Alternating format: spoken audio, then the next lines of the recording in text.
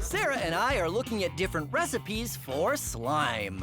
All right, what do we got here? So over here we have some amazing foamy slime, which has so many ingredients in it. Here, watch what happens when we start pulling it out. Ooh, wow.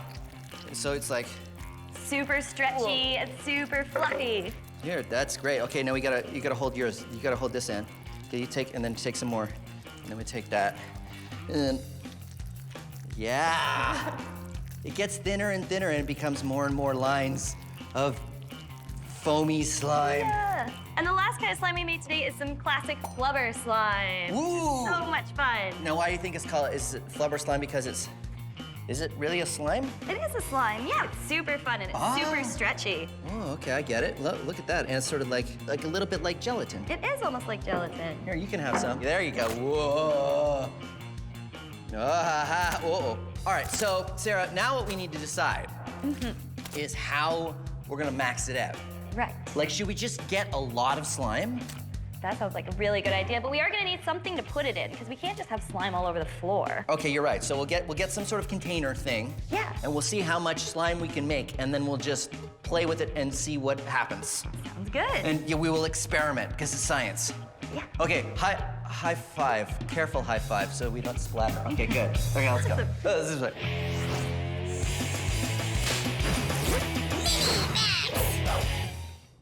This is a rubber glove. Well, actually, it's a latex glove.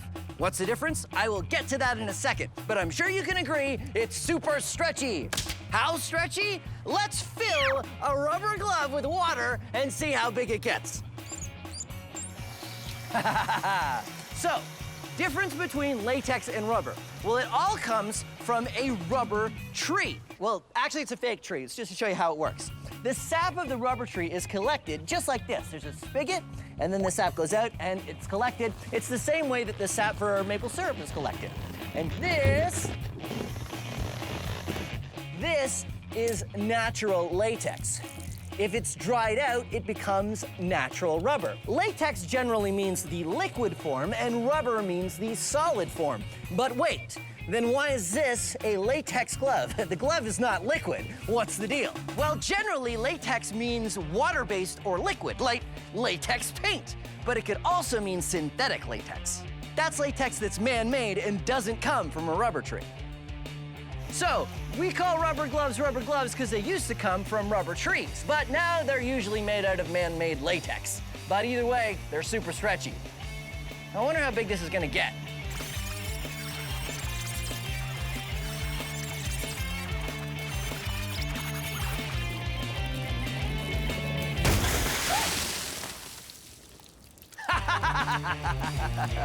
Science!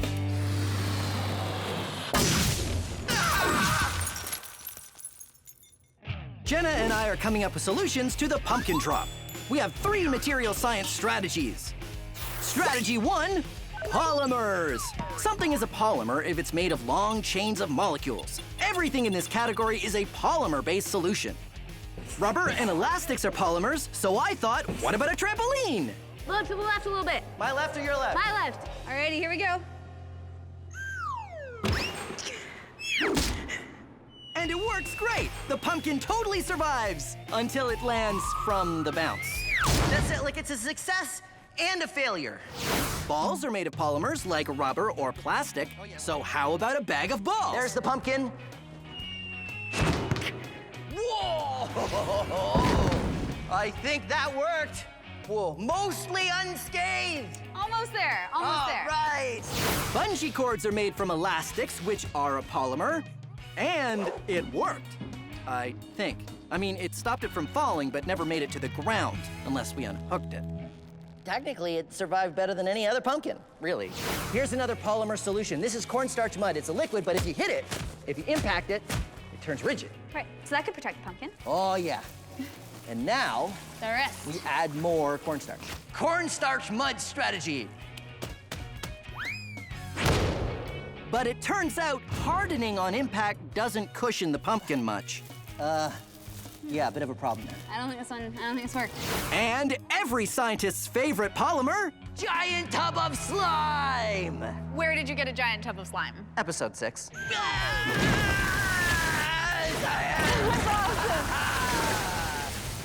right, let's check it out. Little slimy, all awesome. Now let's recap. This is our control pumpkin, so solutions work if they do better than that. Trampoline? Yes. Then no. Bag of balls? Yes. Bungee cord? I think we need to disqualify that one. Cornstarch mud? Barely. Slime? Yes.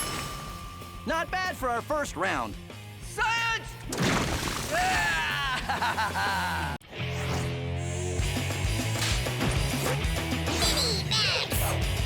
Dear Phil, I can't believe you did a whole episode on boat propulsion and you didn't use the greatest thing out there for making a boat move, a propeller. Sincerely, a fan. Well, let's talk about propellers. Oh. Good thing this is fan mail. Get it? Because it's a fan? Yeah, anyway. A fan pushes air just like a boat propeller pushes water. They're both fluids and they behave in the same way. Now, if you look closely at a fan, it's curved on the blades. The air or water is caught under at this side and then it's pushed out on the curve to make it go that way. And the faster it spins, the better it works. Now, this is a propeller-powered boat. And what you do is wind up the propeller. I have an elastic band here to store the amount of energy I put in. And then you put it in the water, the propeller spins, and the boat goes forwards. It's being propelled by the propeller. That's why you call it that. Awesome, right? Well, now we'll max it out. This is a drill. It spins. And this is a propeller, and when you put it in the water and spin it, it provides thrust. So let's try it out. Whoa! Remember not to try this at home. I am a trained professional. This is a very small propeller. Let's compare.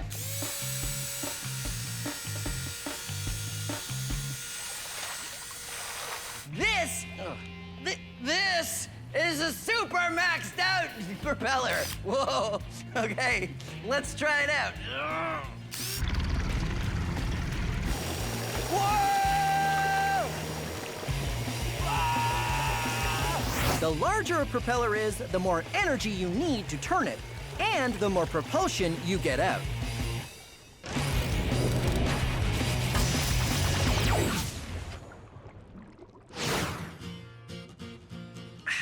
Nothing like a fizzy glass of water. And now there are ways for you to carbonate water at home with something like this, the Science Max Carbonation Station. You have a bottle of compressed carbon dioxide gas that's hooked up. You take a bottle of tap water, attach it, and carbonate it. Voila! Carbonated water. But this is Science Max. Why just carbonate water? Let's carbonate everything! Let's carbonate pickle juice.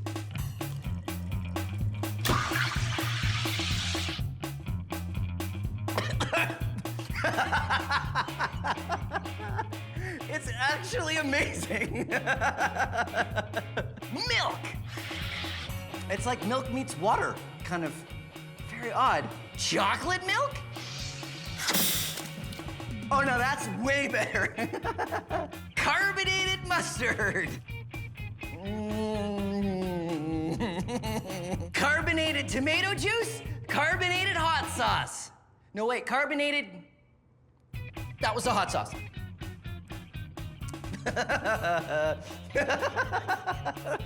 No. Carbonated clam chowder. Oh, there you go, carbonation, not just for water anymore. It is definitely not for clam chowder. No, that's just a big bowl of no. Never again. This is an egg. It's been hard-boiled and peeled, so there's no shell on it. This is a flask, and this is hot water. I pour the hot water into the flask, which means the air inside the flask starts to heat up. And when it heats up, it expands, and some escapes through the top of the bottle. I pour the water out, and then I cap the flask with the egg. Now this expanded air is starting to cool again, which means it's lower pressure, which means the higher pressure on the outside of the flask pushes the egg in. Ha-ha! Fun! And then, to get the egg out,